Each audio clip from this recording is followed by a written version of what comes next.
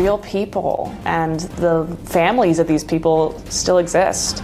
With a sweeping score, the Tony Award-winning Parade tells the true story of a dark chapter in America. The piece tackles difficult themes like anti-Semitism and racism in early 20th century Georgia. The story focuses on a Jewish man convicted of a vicious murder and later lynched after the governor commutes his death sentence.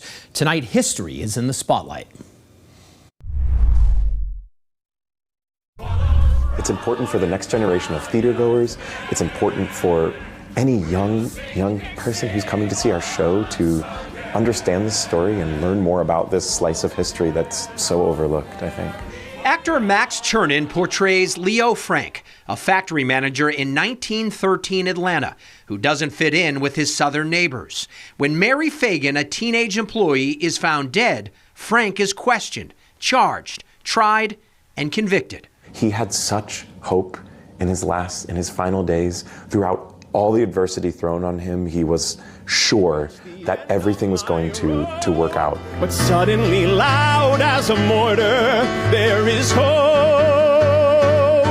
Finally, Talia Suskauer portrays Frank's loyal wife, Lucille.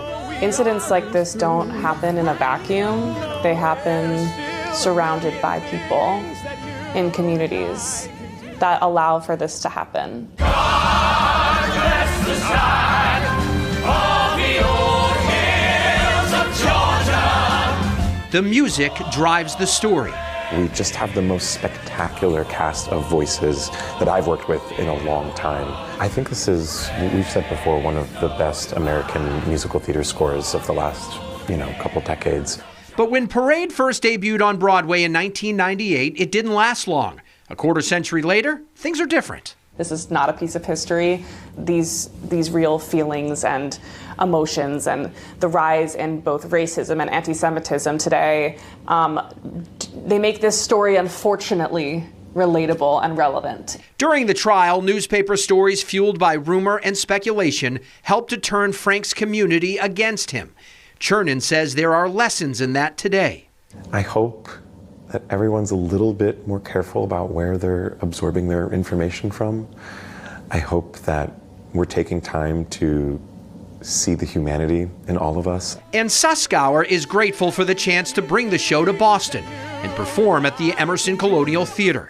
You can feel the history within the walls. So to tell a piece of American history in a historical space is an incredible gift. The cast knows the show can be heavy, and that's the point. I think oftentimes when we're watching difficult art, it can be easy to just say, oh, it's okay, it's not real. What I'm watching is fake, the scary thing that I'm watching is fake, the disturbing thing I'm watching is fake, and I think that this almost assaults the audience with, actually, this is all real. We're so lucky now to be the keepers of his story. We get to tell his story, so bringing it to more people that don't know about it is the gift, is that kind of freedom that I hope he was searching for. People need time to sit with it and process it. And that's not a bad thing. People are just, you've been moved. And what is great art? What is the point of great art if not to move people, right? And that's what we're doing here.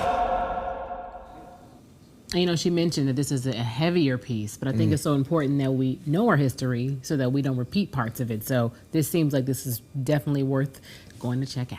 And some of the art that we put in the spotlight every week seems to sort of give us a history lesson sort of on the fly, which is great. You can see Parade, by the way, at the Emerson Colonial Theater in Boston through this Sunday.